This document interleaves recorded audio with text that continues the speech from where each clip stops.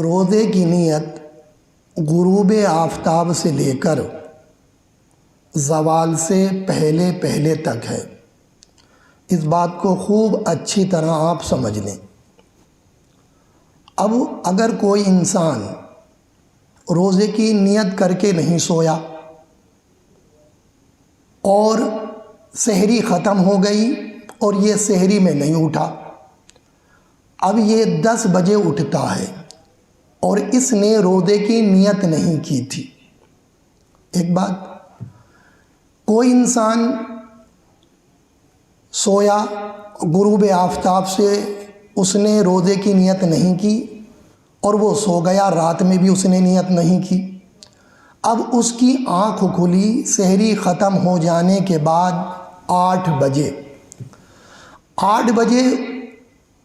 اس نے نیت ابھی روزے کی نہیں کی، 1-1.5 گھنٹہ اور گزار دیا، 10 بج گئے۔ اب اسے خیال آیا کہ مجھے روزہ رکھنا چاہیے، ماہ رمضان کے روزے میرے اوپر فرض ہے۔ تو اب یہ کیا کرے گا؟ ان حالات میں اس کے روزے کی کیفیت کیا ہوگی، اسے سمجھ لیجئے۔ تو اگر یہ حالت ہے کہ غروب آفتاب سے لے کر زوال سے پہلے پہلے تک کسی نے نیت نہیں کی ہے اور وہ زوال سے پہلے نیت کرنا چاہ رہا ہے، تو ان حالت میں 2 چیزوں کو پایا جانا ضروری ہے۔ ایک تو یہ کہ روزہ بند ہونے کے بعد سے لے کر اب تک اس نے کوئی ایسا کام نہ کیا ہو جو روزے کو ختم کر دیتا ہے، توڑ دیتا ہے۔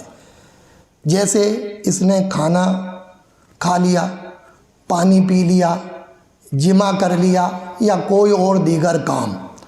تو اگر اس نے ایسا کام نہیں کیا ہے کہ جس سے روزہ ٹوٹ جاتا ہے، ایک بات تو یہ۔ اور دوسری بات یہ ہے کہ ختم سحری کے بعد سے لے کر اب تک اس کی یہ نیت ہونی چاہیے کہ جیسے ہی ختم سحری ہوئی ہے میں اس وقت سے لے کر اب تک روزے سے ہوں۔ اگر یہ 2 باتیں پائی جاتی ہیں تو یہ روزے کی نیت زوال سے پہلے پہلے کر لے، اس کا روزہ درست ہے، کوئی خرابی اس دن کے روزے میں نہیں آئے گی۔ کیونکہ اکثر لوگ اس بات سے، اس علم سے ناواقف ہیں اور وہ یہ سوچتے ہیں کہ میں 10 بجے اٹھا تو اب تو روزے کا ٹائم چلا گیا، میرا روزہ نہیں ہوگا، اور وہ روزہ چھوڑ دیتے ہیں۔ اکثر نوجوان یہ غلطی کر جاتے ہیں، تو اس بات کو آپ خوب اچھی طرح سمجھ لیں کہ غروب آفتاب سے لے کر زوال سے پہلے تک نیت کرنے کا وقت ہے۔